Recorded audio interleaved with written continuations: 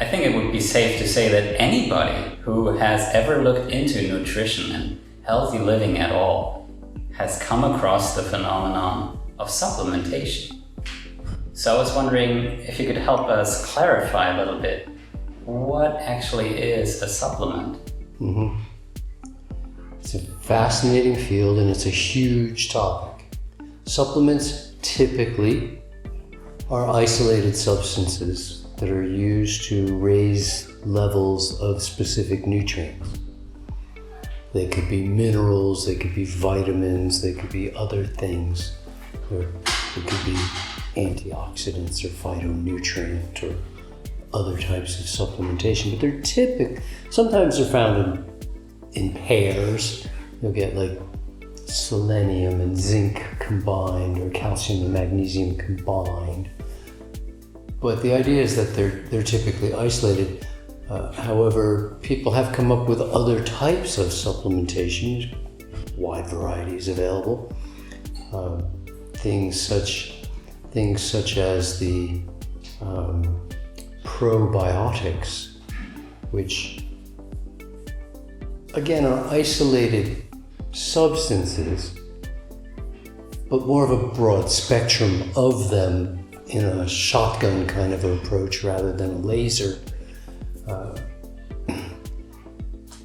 The concept of superfoods also falls under the heading of supplementation, and superfoods are typically foods that are notoriously high in a specific nutrient, conceivably dehydrated or in some way the water removed or the fiber removed or all three things removed. The sugars can be removed as a third thing, in order to reduce the volume into what we tend to think of as supplemental form.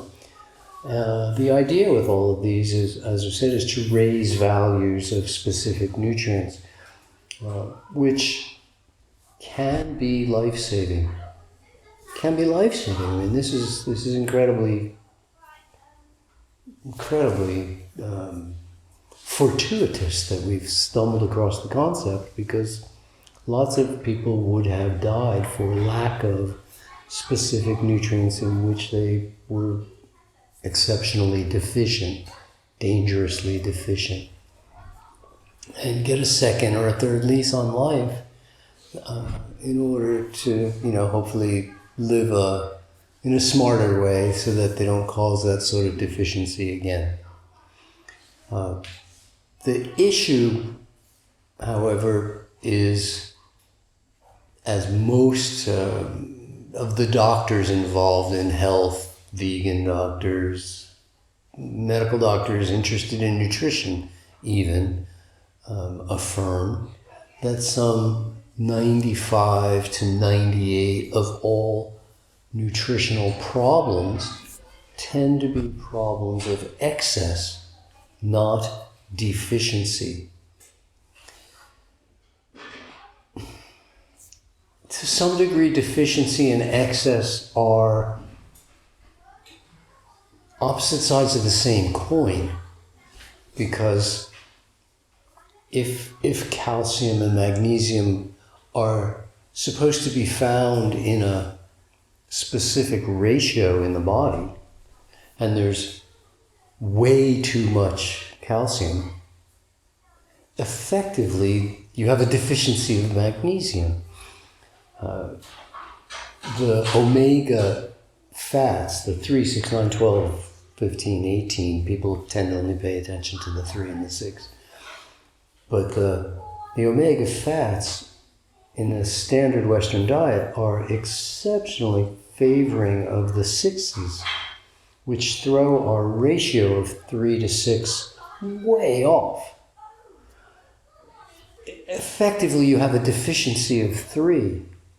But in reality, although the solution for most people is to take in more 3 or substances that contain 3, the reality is that they had an excess of 6, and the smart thing to have done would have been to reduce the amount of 6 that's being consumed and the foods containing 6 in order to lower the intake of 6, not create now 2 excesses of fat, 3 and 6.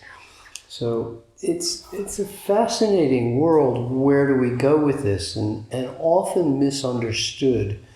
I think most misunderstood perhaps is my own position on supplementation. My philosophic position is that if our diet and lifestyle are appropriate to human health, if they're supportive of human health, supplementation should not almost ever, if ever, be necessary. But we have to understand we're not talking about just diet. Every type of stress, physical, emotional, chemical stress, all the types of stress or distress, challenge our nutrient base and can excessively utilize specific nutrients while leaving others untouched, creating imbalances which could be perceived as deficiency and excess. Certainly the sun is the primary, if not sole source for our vitamin D, a nutrient that has nothing to do whatsoever with food. In our nasal mucosa, in our throat mucosa, in our intestinal mucosa, we produce microbes that generate as byproducts what is known as the extrinsic factor, which binds with the intrinsic factor manufactured in the lining of the stomach by specific goblet cells known as parietal cells. And when those two combine, they create what's known as a cobalamin structure, and we typically call that B12. Once again, it's got nothing to do with food. There's no animal that manufactures B12. There's no plant that manufactures B12. B12 is produced by the combination of metabolic waste from more than 100 different types of microbes and our own internal stomach lining. So the two substances have to come together. It's not a food-related nutrient per se, although of the first several thousand cases of B12 deficiency ever discovered and researched among humans, all of them were in a meat-eating population. B12 deficiency somehow is associated with the vegan diet and the raw vegan diet. There are some reasons for this, but the studies on mainstream diet versus vegetarian versus vegan versus raw vegan, the study results have said that B12 deficiency can be found equally distributed across the board, that nobody really has a lock on B12 deficiency, because once again, we're depending on microbes. The microbes are affected by our emotions, and many other factors. Our emotions affect our stomach's ability to manufacture the intrinsic factor in your stomach gets tied up in knots. It doesn't work the same as when it does in other ways. So there are a world of factors there, and many other nutrients that have nothing, or nutritional factors that have nothing to do with food. Air pollution among them,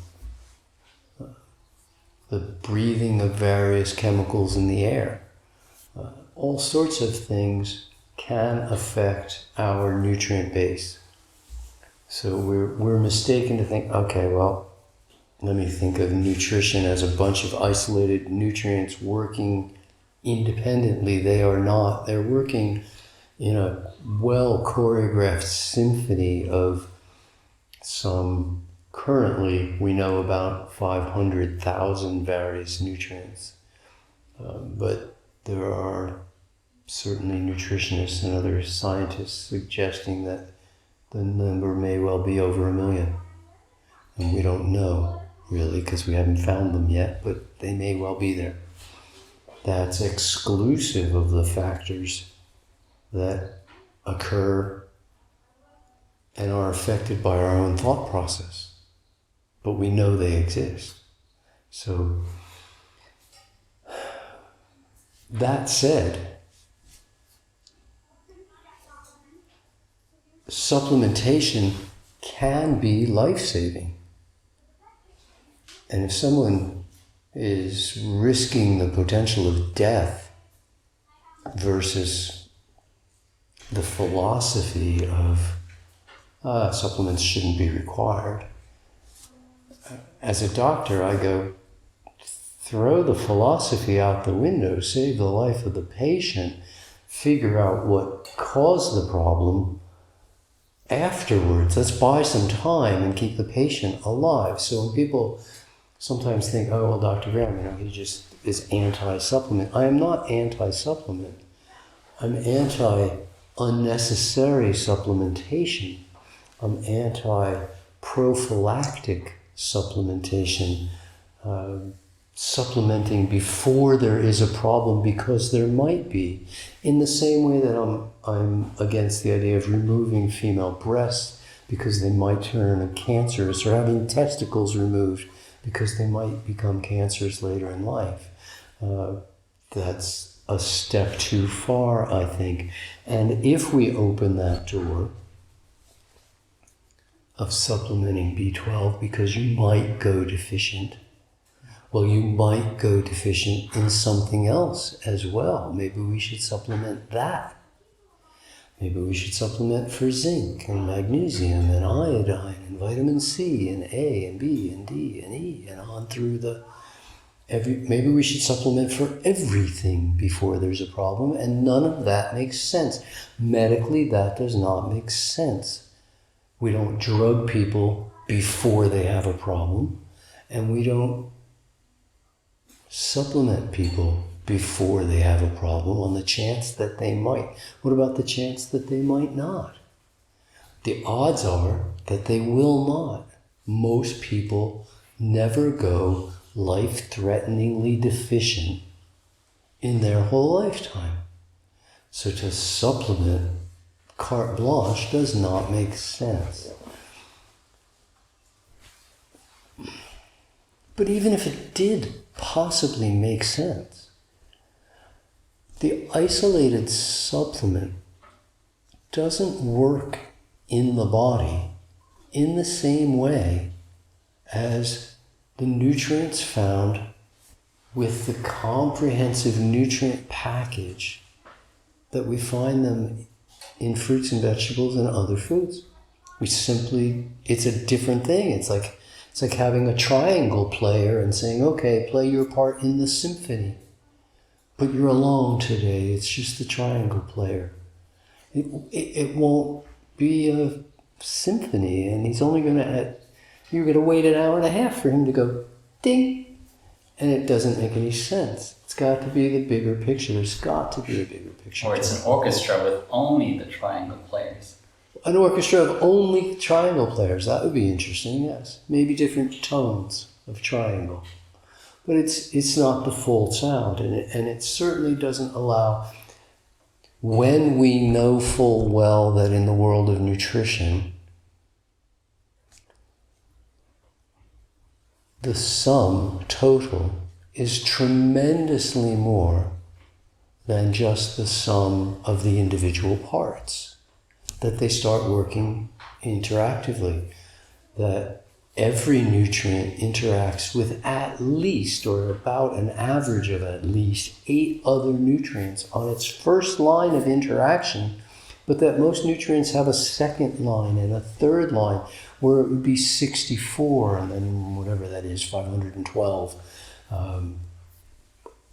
of other nutrients with which they interact, with which the ratios or disproportionate ratios really make a difference to human performance, to our ability to think straight, to our ability to feel well, and to be well nourished and to, as they would say, fire on all our cylinders. So from that sense as well, I have other issues with supplementation. Certainly, if I was going to list the 5 tenets of healthful eating, I would say whole, fresh, ripe, or organic. And maybe plants would be my 6th one. Whole, fresh, ripe, or organic plants. And supplementation certainly doesn't take that into account in any way, and so we're essentially thumbing our nose at the basic tenets of healthful eating to do what is essentially an A&E job. Okay, it's if you have an emergency, well, you might have a great health philosophy. I don't know, what the health philosophy might be, but you might have a great health philosophy. But if you were in a chainsaw accident and your arm gets chopped off at the shoulder, you go to A&E, and hopefully they can sew it back on for you, and you don't tell them all of your little or big health philosophy issues. Oh, you know what, I don't really believe in drugs and I don't want to take any medications, or I'm this or I'm that, or I'm a vegan. Is the medication you're giving me vegan? Really, because you're going to go sew the arm back on. And if you start being a pain in their butt and tell them this and tell them that and give them a hard time, maybe they're going to sew it on with the fingers attached to the shoulder. I don't know what they're going to do, but you want to support them. And as an A&E thing, a person's dying from low iron for whatever reason, because they were bleeding a lot or something, and they've got low iron levels and they can't carry oxygen in their red blood cells anymore, and they're dying. Well, supplement for sure, save the life. But I'm not going to start taking iron supplements in advance of having a problem, any more than I'm going to take any other supplements in advance of having a problem, which makes us now have to look at the supplement itself. If the optimum food is whole food, and junk food is food that's been stripped of all its associated nutrients. And by food, we typically mean it's a calorie source stripped of all its associated nutrients. So we call those empty calories, from which we make junk food. If in fact that's looked upon, frowned upon, then wouldn't empty nutrients be just as empty calories? Now, if a person's starving to death, they're down to 21 or 22 kilos, they weigh next to nothing and they're about to die, giving them some empty calories might be the way to go to save their life. Just get some calories in. We're not worried about how much fiber they consume or how much micronutrients they get. The need is calories. And in that same sense, supplement with some calories, even empty calories. We know empty calories work, and we know that empty nutrients work just a little bit, because a person in the ICU who's comatose in intensive care unit is given a bag with sugar and water in it. Sugar and salt and water. And that keeps them going for a while. It's just empty calories. They don't give you all the vitamins in there. It's just sugar and salt and water. Because those are the critical things. And you can sustain things for a while, but you can't live on it forever. It won't work. So if we're not starting with a whole food and we're going to throw that away and say, no, supplements, isolated nutrients, essentially empty nutrients stripped of everything else. It's sort of the antithesis of whole food, and yet we're still buying. It's sort of like people who think, well, if I add fiber to my breakfast cereal, that's really good for me. But if I remove all the fiber from my fruits and vegetables and make juices, that's really good for me. Right? So extra fiber in the morning is better, and less fiber in the evening is better. It can't both be. Like we're either buy into whole foods as a reality of what's best, or we're going, oh no, isolated. But we've already thrown away isolated calories, junk food, empty calories, empty nutrients have to be in that same boat by anyone's logic. Granted, I'm not taking every drug in the pharmacopoeia of drugs, but any one of them could save my life at a given time if necessary. But I'm not taking them all prophylactically on the chance, that I might get psittacosis or something. I don't know. So we have to then look at the other tenets, because none of the supplements could possibly be considered fresh. If we have whole, fresh, ripe, maybe there are some supplement products that are raw, but I can't even almost comment on that. And definitely there are some that come from organic plants. They come from organic plants, but they're not organic plants, they're isolated bits from organic plants. And in order to isolate them, you got to do a lot of chemistry to isolate vitamin A from a plant. Most people wouldn't take it if they knew how much chemistry was involved to end up with that end result. I have a friend who's a food chemist. He explains to me some of the stuff that's involved, and you go, really? That's like, they're using very strong chemicals, right? I mean, they're using strong acids and strong alkalines. They're using things that you would go, no, I wouldn't ever want that in my body, but there's got to be residue of that in the supplements. If I'm earning a certain amount of money and I find a way to earn more by doing something else, I would say I'm supplementing my income. But if I'm taking in a certain amount of nutrients through my food, and I consume some other substance that bite for bite has less total nutrients, then I'm consuming fewer nutrients than if I just kept eating food. This can't be considered a supplement to your nutrient intake. It has to either be a detriment or a net loss. However, if we're going to call it an asset and a deficit, it would be a deficit in our total nutrient intake, because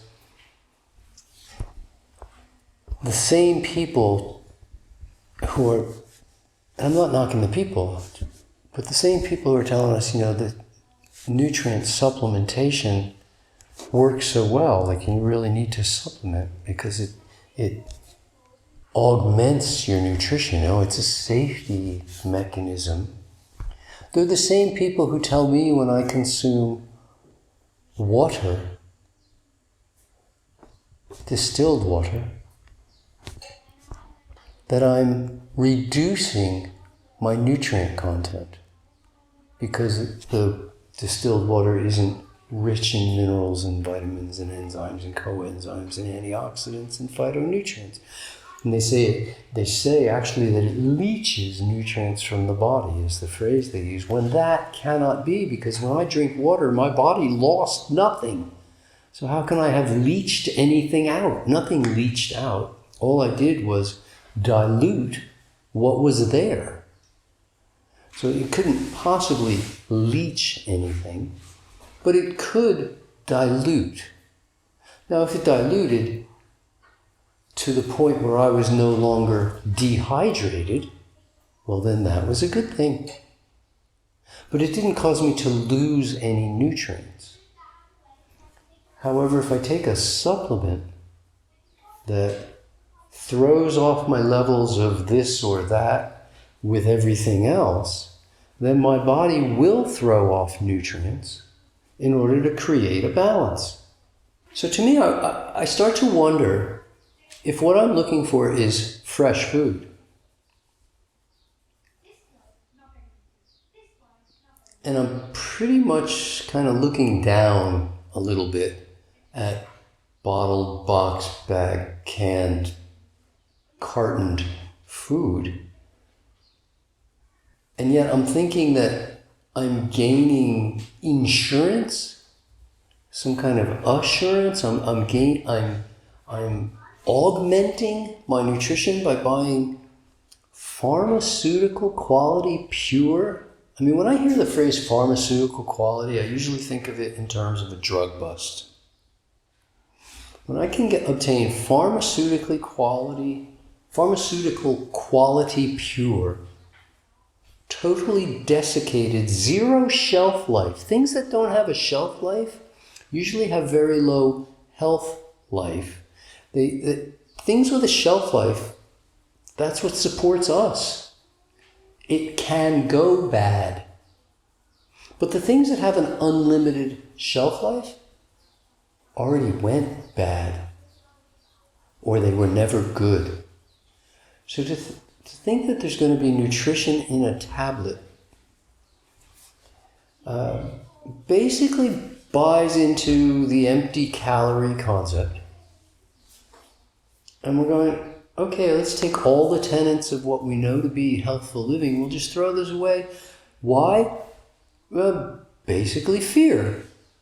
Basically good marketing. And I question because, let me give you an example. A fair number of people have thyroid problems. And thyroid issues are very often associated with a specific nutrient. Do you know what nutrient that happens to be? It's iodine. Okay, it's called iodine. And the deficiency symptoms of iodine, many of the deficiency symptoms of iodine, are identical to the symptoms of iodine excess. So if a person has some iodine excess symptoms and then takes iodine to quell that problem, they can quickly get into an issue.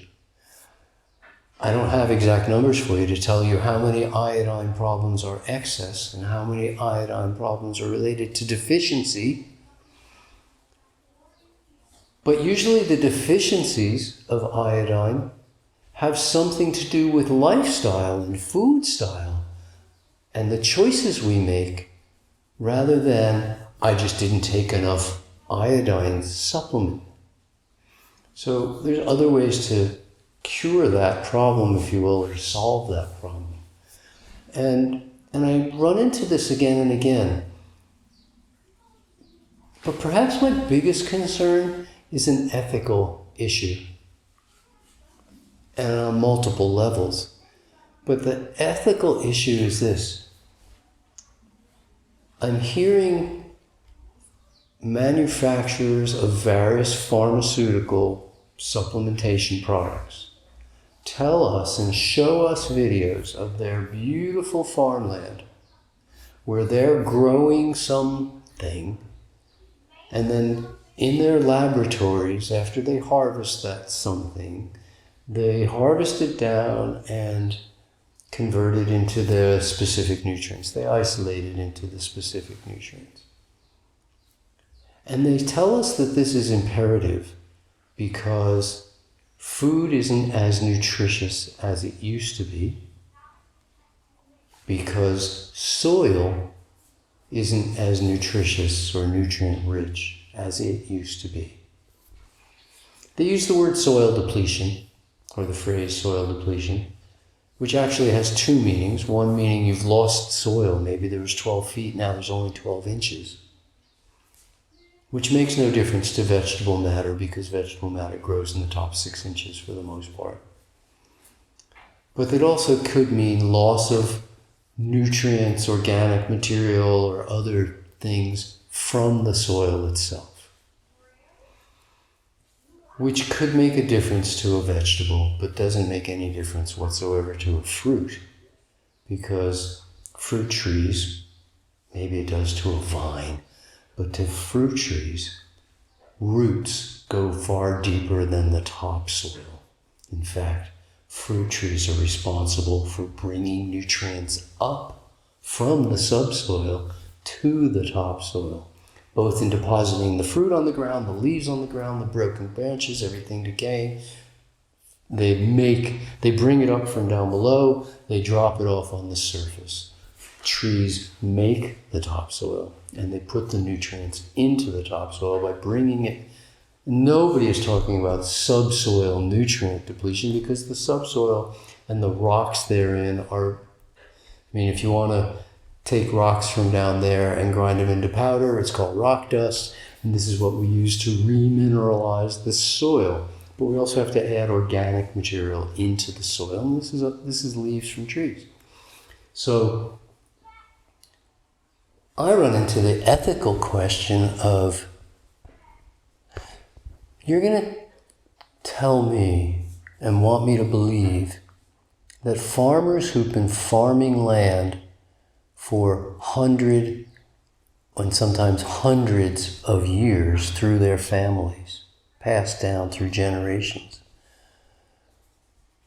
that those farmers have no idea how to create sustainable agriculture so that their kids can also farm the land, but that the chemists and the manufacturers of specific supplements know how to farm in such a way as to create super nutritious, rich soil, which I doubt.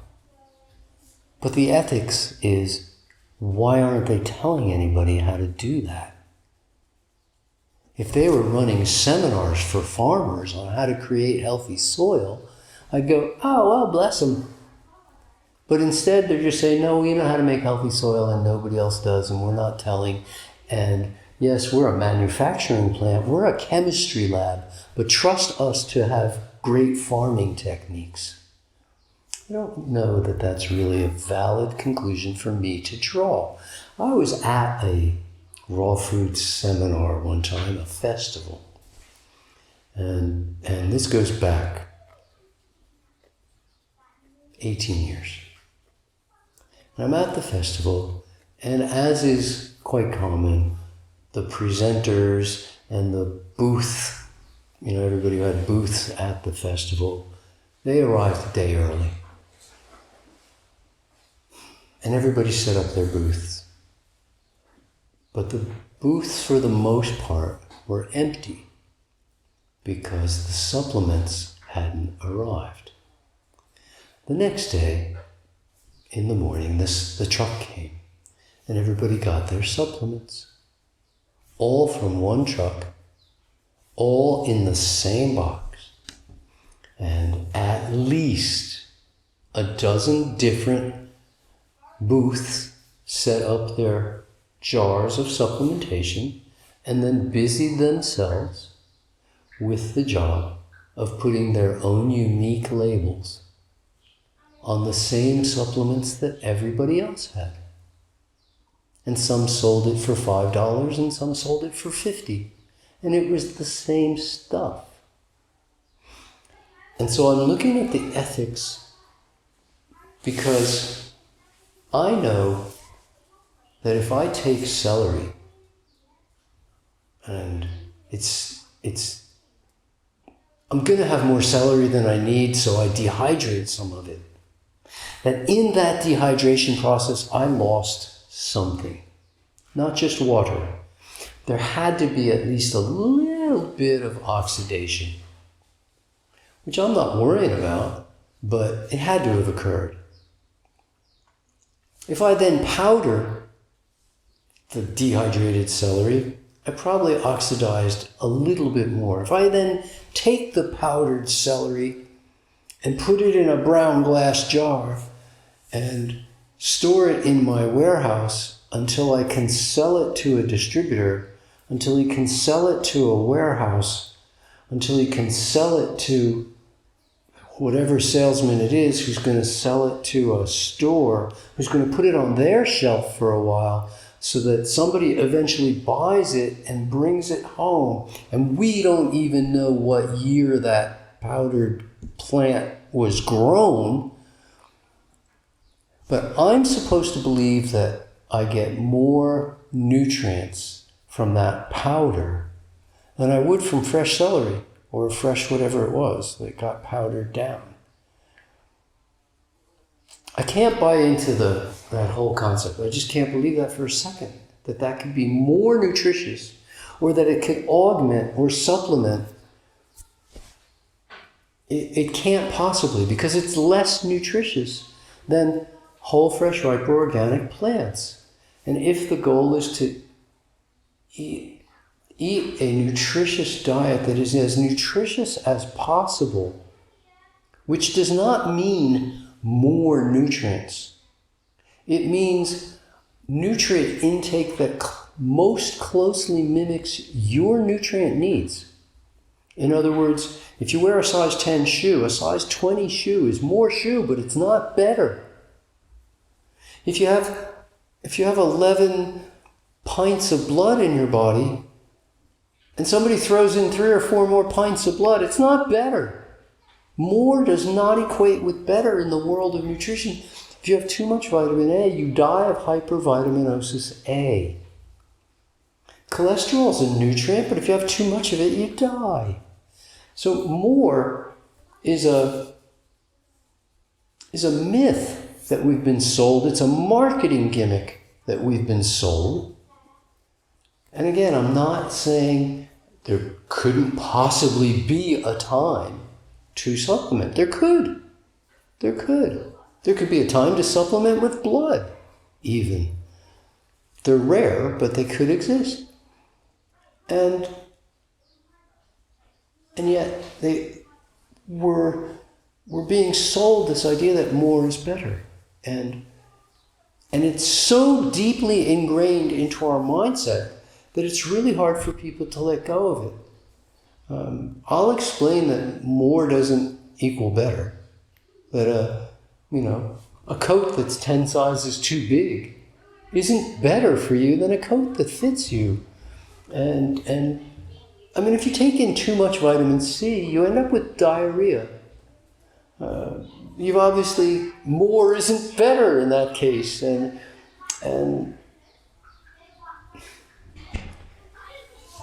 to think that more is better shows a disregard of the logic that we've been taught over and over and over when we have blood work or lab work done.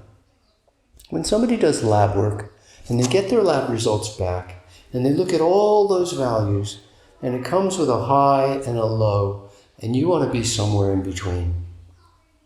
They never say more is better. The higher the value, the better. There are no values like that from temperature on through vitamin A.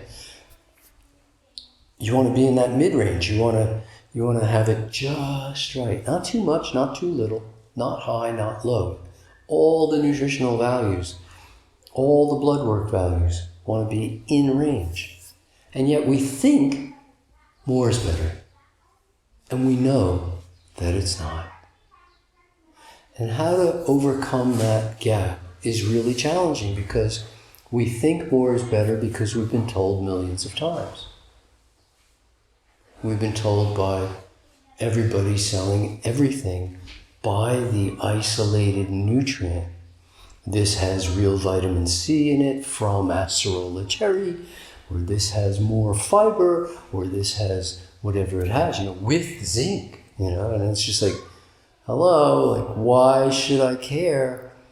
If I'm eating my natural diet, I should, by definition, be taking in my natural nutrients in their natural load. In fact, this is how the science of nutrition and nutritional values were first determined and first created. It happened in Germany first. The German scientists were most interested and capable at that time in this idea. And what they said is, we need to establish some normal values for nutrients that we would find in a person's blood. Now we know how to look for them. We need to know what's normal. And they said, well, okay, let's take some people on the standard German diet, whatever that was, blood sausage or whatever it's called, I don't know. A lot of meat in the standard German diet, and some vegetables, but a lot of meat. And they looked at the standard German blood work of people who weren't sick on the standard German diet, and then said, oh, let's see, here's how much vitamin A there is, that's the normal. Oh, let's see, here's how much of this, that's the normal level. And the concept was perfect. Perfect. That is how you determine the normal values. They just used the wrong diet. Had they said, let's put people on a diet designed for people, if we put people in a zoo, along with all the other zoo animals, all the other zoo animals are given the foods that are uniquely appropriate for that species. It's known as their species-specific diet. This experiment has been performed on humans. At least once that I know of, but maybe more than once. I believe it was done at the Eden Project out in England. And they took people for a month and put them in a zoo-like setting where others could look at them even. And said, okay, Mr. Zoologist Zookeeper, what would be the appropriate species-specific foods for humans? And they used raw fruits and vegetables. And every day they just got given a bunch of raw fruits and vegetables from which they could choose whatever they wanted. And I think there was 8 people in the study. And 2 things happened. Everybody lost excess weight, and everybody with a health problem overcame it. Other than that, they didn't really find out much. That they were it was like before Big Brother. But it was the same idea. It eventually became Big Brother, didn't it? We're going to watch people under the microscope. So, but they didn't find out really this doesn't work. What they found out was that it works magnificently well. Sick people got well if you just gave them fruits and vegetables. Or if you just stopped giving them the things that were making them sick. Which it was is open to conjecture. So, if we were to give people that species-specific diet, at least in theory, like for a lion or a deer, they're getting the nutrients that are appropriate for them in the quantities and ratios that are appropriate for them. And unless some other factors come into play, distress or pollution or something, we shouldn't run into nutritional issues at all. And like the deer or the lion,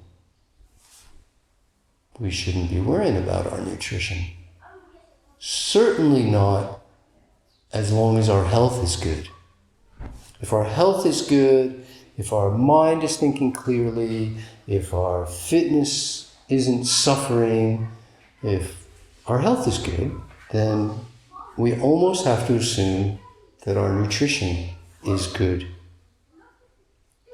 And if we then took those people from the zoo after a month or 3 or 9 or whatever period of time, we put them on the species-specific appropriate diet, and we then took their blood work, we could come up with nutritional values that we would say These are the normal healthy values.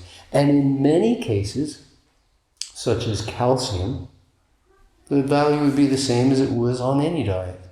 But in many cases, nitrogen, for instance, or nitrates, we would find a different value completely than what has been determined to be the norm. So when we see raw food vegans, or even vegans, getting blood work done and then becoming concerned because their blood values don't match those of the relatively sick mainstream population from which those values were determined, I personally have to spend a lot of time explaining to them what all the tests mean and which ones shouldn't be in those ranges, because those aren't healthy ranges. Those are just average ranges for people who are relatively ill to begin with. We didn't allow for body weight in making those test determinations. We didn't allow for age, which could change things. We didn't allow for a fantastic number. I mean, the numbers are just, here's your blood value, adult or child. And that's the end of it. And there are other factors that could come into play, certainly athleticism among them, because we do see values change in specific nutrients for athletes that we don't see for everybody else. So over and over and over, it leaves me questioning the latent concept of supplementation, what I call prophylactic supplementation.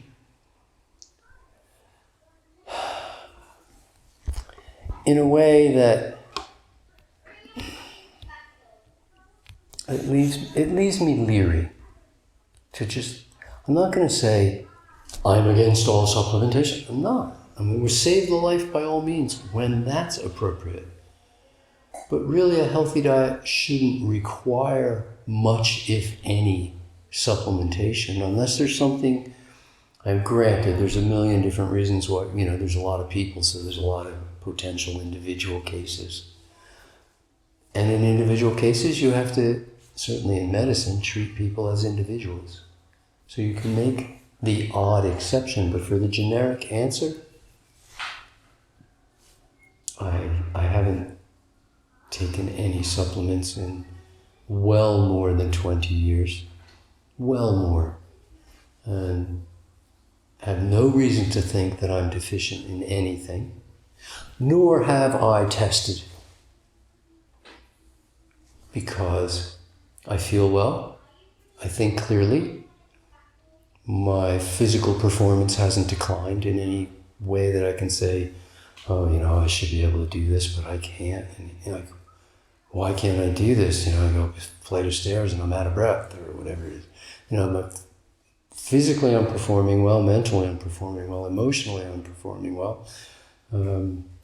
I have no reason to go get tested any more than any healthy person really would have a reason.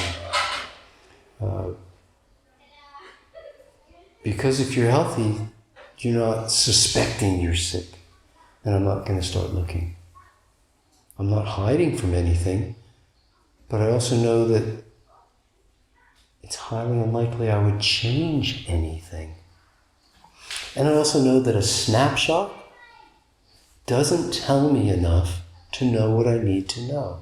If I take one blood work and I see a value that's out of range, I don't know if that value is on its way up, on its way down, getting worse, was worse before and is now getting better. We have to look at 2, 3, 4 snapshots. A lot of testing for somebody who feels well. I seriously don't see the point. Not a huge fan of better living through chemistry. Doesn't mean I don't understand the chemistry, but I just don't see it as a necessary part of determining the health of an individual. If there's something wrong, let's do tests. Take the appropriate tests, by all means. But if things are going well, then let's just keep them going well. Let's teach people how to accumulate more health in their life. That's a snapshot on supplementation. Thank you, Dr. Graham. My pleasure.